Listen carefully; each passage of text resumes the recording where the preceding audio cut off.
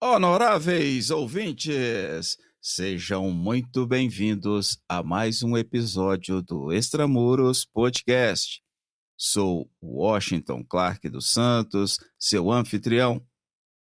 No conteúdo de hoje, na esteira das produções literárias lavradas pelos profissionais da segurança pública, recebo o policial penal federal Diego Mantovanelli, autor do artigo O Posicionamento Estratégico da Inteligência no Contexto da Segurança Pública no Brasil, cujo texto integra o volume 2 do livro Prisões, Violência e Sociedade, Saberes em Perspectivas, da editora CRV. Com a minha cordial acolhida e seguindo o informal protocolo, Diego, peço que se apresente, por favor. Olá a todos os ouvintes, quem fala aqui é Diego Mantovanelli, sou policial penal federal, completando agora em março de 2024, 18 anos de carreira. Desses 18 anos, praticamente 10 anos atuando na atividade de inteligência, e desde 2018 tenho atuado na área de gestão estratégica, de projetos, políticas públicas. Quero agradecer esse espaço que se abre, a honra de poder participar desse podcast e principalmente por ter essa oportunidade dada pelo Washington Clark, aquele que também tive a honra de ombrear junto do sistema prisional. Como a diversidade nas perspectivas dos autores enriquece a discussão sobre justiça e segurança pública no contexto brasileiro. O problema da segurança pública que vivemos é uma dimensão tão grande e complexa que necessariamente ele tem que ser visto de várias perspectivas. Não podemos limitar a solução do problema de segurança pública apenas a uma visão social ou policial. Então eu posso dizer que a violência não é apenas resolvida com a polícia, embora ela seja fundamental para a resolução também desse problema. Envolve principalmente questões sociais, e aí podemos falar da perspectiva da ética, moral, de um histórico escravista que temos no nosso país, que fomenta ainda um racismo e também a exploração da pessoa em situação de pobreza. Podemos falar da educação precária, que leva a uma perspectiva de vida limitada ou até marginalizada.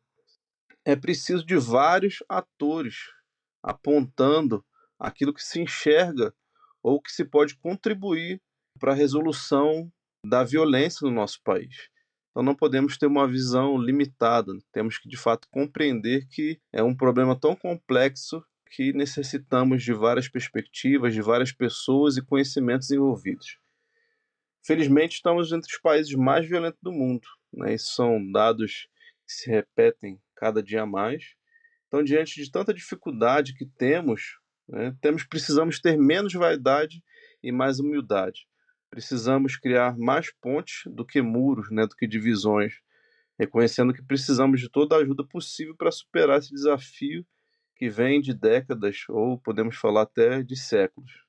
A interação é fundamental para que possamos avançar. E aí, falando do nosso livro, né, em que eu tive o prazer, o privilégio de ser convidado a escrever com a doutora Eli sobre a atividade de inteligência, foi um momento de interação muito interessante, né? Eli é servidora do sistema prisional há muitos anos, mas também é reconhecidamente como uma pessoa da academia, que tem pós-doutorado, agora concluído em Portugal, doutorado, mestrado. É uma pessoa da academia que tem uma visão apurada das ciências sociais. Essa perspectiva dela, somada à sua experiência, né, nós fizemos uma interação para construir um conhecimento sobre a atividade de inteligência. Eu, como uma visão de quem estou 10 anos na atividade de inteligência, como um conhecimento empírico e prático da atividade de inteligência, então nós nos unimos para construir esse conhecimento para ser difundido, uma pequena contribuição.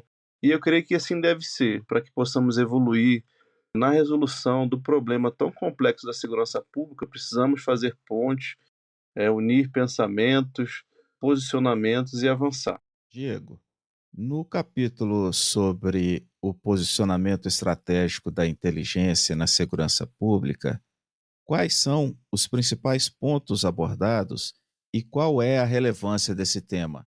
Se o sistema prisional não for funcional ao ponto de fato, atuar para a reinserção social de um indivíduo, esse sistema pode fomentar ou criar soldados ou integrantes de organizações criminosas. Por isso, o sistema prisional precisa funcionar de acordo com os ditames legais, se modernizando, se aprimorando, visando de fato a reinserção social, a melhoria dessa pessoa, porque senão esse indivíduo que foi preso, ele pode voltar pior, né, e agora fortalecendo as organizações criminosas. Então isso é a estratégia nacional que eu disse. Então olha aí, fica bem claro que a segurança pública e a diminuição da violência passa necessariamente pelo sistema prisional. E a atuação integrada da inteligência penal com as demais inteligências da segurança pública são essenciais para a melhoria desse sistema prisional e o combate das organizações criminosas. Mas e na prática, Diego? Né, o que pode ser feito? Aí entra a questão abordada nesse artigo, que é apenas uma face que eu e ele destacamos, embora tenha várias outras. E aí a gente vai falar sobre essa necessidade de adequar a estrutura e a organização à estratégia. E aí eu costumo dar sempre um exemplo para ficar mais claro, né?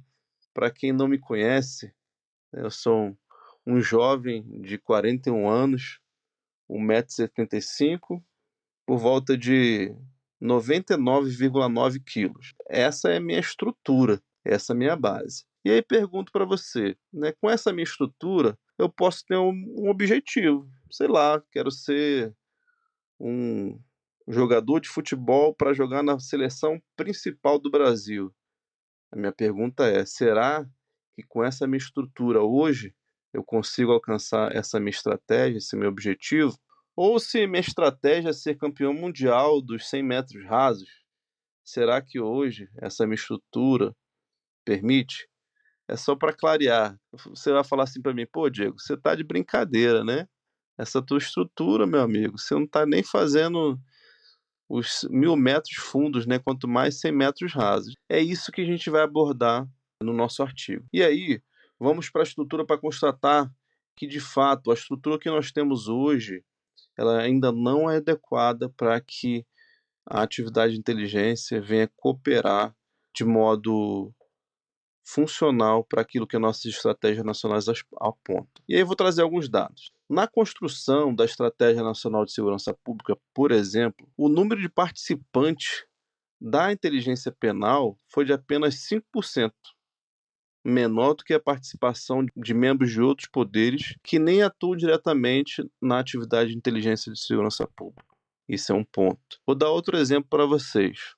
Antes de 2023, e eu vou destacar mais para frente que houve uma atualização, a inteligência penal ou penitenciária não integrava o Conselho Consultivo do SISBIM, que é o nosso Sistema Brasileiro de Inteligência. Nós estávamos na estratégia nacional numa posição de destaque, mas quando nós vamos na organização de conselhos e estrutura, nós não estávamos lá.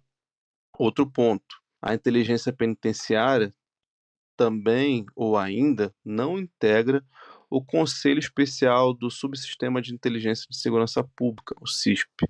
Isso sem falar da estrutura de pessoal, equipamentos, né, de recursos, se nós formos comparar a inteligência penal com outras estruturas de inteligência de segurança pública, seja no Estado, seja no âmbito da União. Eu acredito que nos últimos anos nós tivemos grandes avanços na inteligência penitenciária ou inteligência penal. Destaco aqui, a partir de 2019, a criação da Diretoria de Inteligência Penitenciária no âmbito do Departamento Penitenciário Nacional. E aqui um destaque também para o nosso diretor à época, Washington Clark, que fez um excelente trabalho. Mas ainda não foi suficiente. Nós precisamos avançar no âmbito nacional, nos estados, dando estrutura, seja de pessoal, de equipamento, de recurso, para a inteligência penal. E, por fim, o nosso artigo ele vem com algumas propostas, né? Então, a ideia não era só apontar o problema, mas também vir com algumas propostas para que haja uma melhoria dessa interação e dessa valorização da inteligência penal no âmbito da segurança pública. E aqui vão algumas propostas, né, que foram feitas no artigo. Participação da Polícia Penal no Conselho Consultivo do SISBEM, por meio de alteração do decreto. E aqui, mais à frente, nós vamos falar sobre isso. Houve um avanço nesse ponto. Eu posso dizer que foi uma proposta que já foi atendida. Segunda proposta é a participação da Polícia Penal no Conselho Especial do Subsistema de Inteligência de Segurança Pública, por meio da alteração do decreto que estabelece o funcionamento do Subsistema de Inteligência e Segurança Pública. Inclusão da Polícia Penal como integrante operacional do SUSP, por meio da alteração da lei, né, a lei que estabeleceu o Sistema Único de Segurança Pública. Nós sabemos que ela é anterior à Emenda Constitucional 104 de 2019. E, além disso, meu caro ouvinte, eu ouso dizer que a Polícia Penal ou o policial penal deveria ter cadeira cativa no Conselho Nacional de Política Criminal e Penitenciária e também no Conselho Nacional de Segurança Pública e Defesa Social. Resumindo, né, aqui que a gente quer apontar que as estratégias nacionais dizem que para enfrentar uma das principais ameaças da nossa nação, que é a criminalidade violenta e organizada, é preciso ter integração de inteligência, principalmente com as do sistema prisional, que é onde estão as lideranças que emanam as ordens. Fica claro que para avançarmos no combate dessa ameaça da criminalidade organizada, nós precisamos colocar a inteligência penitenciária num local que ela necessita e dar as ferramentas necessárias para que ela opere. No aspecto de desafiar preconceitos e conceitos arraigados socialmente, como a leitura do livro pode influenciar, Diego, a perspectiva das pessoas em relação ao sistema penal? Bom, sobre o preconceito que existe em relação à atividade de inteligência. No nosso país, quando falamos de inteligência, logo aparecem estigmas de arapongas, espionagem. Isso tem muita relação com a nossa própria história. No próprio meio policial, quando se fala de inteligência, muitas vezes o profissional de inteligência ele é tido como o X9 ou como aquele que vai levar para a corregedoria algum tipo de informação. Creio que são estigmas ou até visões limitadas do que é essa atividade tão importante. Infelizmente, a atividade de inteligência, como atividade de Estado, em certos momentos, de fato, foi utilizada como ferramenta para atender interesses pessoais, partidários e talvez até ideológicos.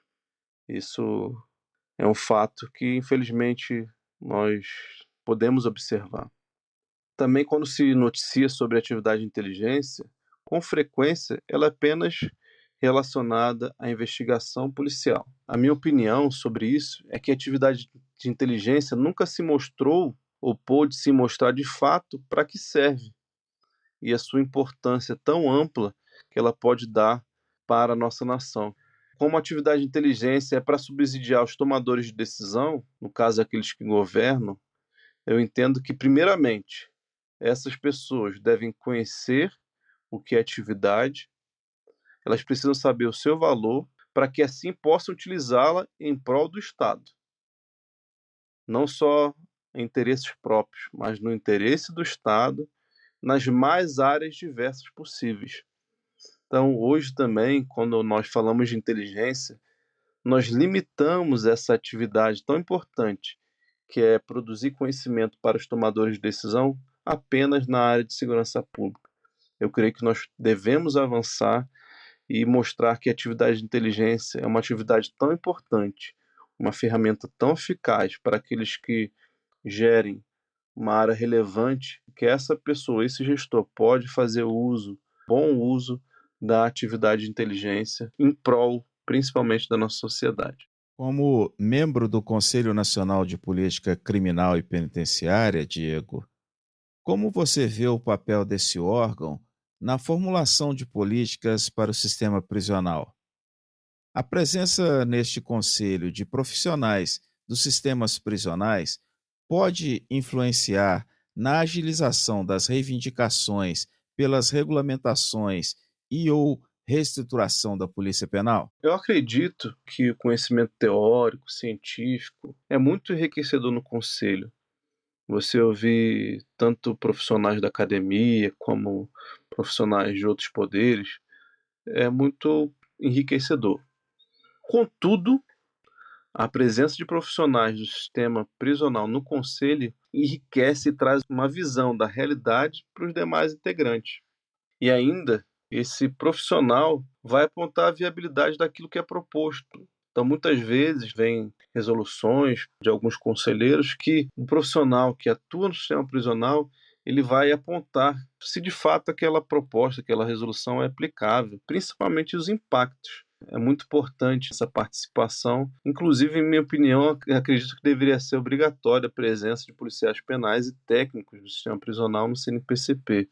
Como eu disse, esse conselho tem uma pluralidade de participantes, né? Mas eu creio que os profissionais do sistema prisional deveriam ser obrigatórios sua participação, tendo em vista que aquilo que é decidido, deliberado nesse conselho, traz um impacto relevante no sistema prisional. E aqui eu aponto alguns exemplos disso. Em 2022, fui relator de uma proposta de regulamentação da Polícia Penal. Em 2019, teve a emenda constitucional 104, que criou a Polícia Penal, tanto na União, no Distrito Federal, nos estados. E aí, conhecendo a realidade, o quanto se estava angustiando os policiais penais no Brasil, e ainda angustiam, eu propus essa resolução e foi aprovada. Esse é um exemplo de como a participação, né, de um profissional do sistema prisional pode cooperar, trazendo uma perspectiva daquilo que afeta. Uma resolução que também teve um impacto e é muito relevante, e aí a visão dos profissionais dos sistemas pôde cooperar, foi a Resolução 8 de 2022 sobre privatização do sistema prisional. Nessa resolução, nós recomendamos a rejeição de qualquer proposta tendente à privatização do sistema prisional. E um ponto ali que à época eu bati bastante foi que as atividades fins do policial penal não poderiam ser privatizadas ou não poderiam ser executadas por empresas privadas. E nós temos aí exemplo recente, que é a recomendação 1 de 2024 sobre as câmeras corporais. Houve um amplo debate e eu creio que essa recomendação é muito valiosa para o incremento da atividade de segurança pública, mas ali a gente fez uma discussão e como ali haviam vários policiais, né, que participam do conselho, a nossa perspectiva foi de que a câmera corporal vem para preservar os direitos fundamentais tanto do policial como do cidadão que é atendido pelos policiais. Então é importante, né, sempre abordar essa perspectiva de que o policial também é um cidadão, que ele também deve ter seus direitos garantidos e assim também como ele atuar em prol da garantia dos direitos daquele cidadão que é atendido por ele. E por fim, né, ainda estamos em discussão, por exemplo, sobre acautelamento de arma para os policiais penais. Nós identificamos que policiais penais no Brasil, alguns, não têm acautelamento garantido pelo Estado, ele tem o porte e a posse garantida pelo Estatuto de Desarmamento, mas o Estado, alguns estados ainda não fornecem isso para o policial e muitas vezes ele precisa adquirir, né, o seu armamento por conta própria. Então isso também é um debate que nós temos tido e esperamos que avance. Meu caro, caminhando para o final de nossa conversa, agradeço em reprise pela participação neste episódio. Te parabenizo pela publicação do texto e da obra como um todo. E pergunto qual a mensagem final você gostaria de transmitir aos ouvintes do Extramuros Podcast em relação ao livro e aos temas aqui debatidos. É com satisfação, né, que eu posso dizer que o nosso artigo ele já carece de atualização. Por quê? 6 de setembro de 2023 saiu um decreto o 11.693. Esse decreto vai dispor sobre a nova organização e funcionamento do Sistema Brasileiro de Inteligência. Só esse decreto já daria para fazer uma atualização importante no artigo. Por quê? Basicamente, esse decreto estabeleceu uma nova organização no SISBIN, criando categorias de órgãos, e ali se insere a Diretoria de Inteligência Penitenciária da Secretaria Nacional de Políticas Penais, agora chamada Senapen, do Ministério da Justiça, no rol de órgãos permanentes. Esse decreto aponta que esses órgãos são os órgãos com competências relativas à governabilidade, à defesa externa, à segurança interna e às relações exteriores do país. O antigo DEPEN, o Departamento Penitenciário Nacional, não fazia parte do Conselho Consultivo do SISBIN. Agora, a DIPEN, ela vem como órgão da Senapen, fazendo parte dos órgãos estratégicos do SISBIN. Então, nesse contexto de estrutura e funcionamento do SISBIN, ao menos o que está no papel, pode-se dizer que a inteligência policial penal foi colocada em uma posição estratégica. Cabe destacar também que, ao se colocar normativamente o órgão em uma posição estratégica, é importante que se dê estrutura e recurso devido para tanto. Mas, de fato, teve uma evolução do artigo para cá. Fico muito contente por isso, né? E, de fato, a DIPEN merece estar nessa posição, né? Posição estratégica, porque produz conhecimento estratégico para o nosso país. Honoráveis ouvintes, este foi mais um episódio do Extramuros Podcast. Sou o Washington Clark dos Santos, seu anfitrião. No conteúdo de hoje, recebemos o policial penal federal Diego Mantovanelli, autor do artigo O Posicionamento Estratégico da Inteligência no Contexto da Segurança Pública no Brasil, cujo texto integra o volume 2 do livro Prisões, Violência e Sociedade, Saberes em Perspectivas, da editora CRV. Quer saber mais sobre este conteúdo? Acesse www.extramurospodcast.com. Inscreva-se e compartilhe o nosso propósito.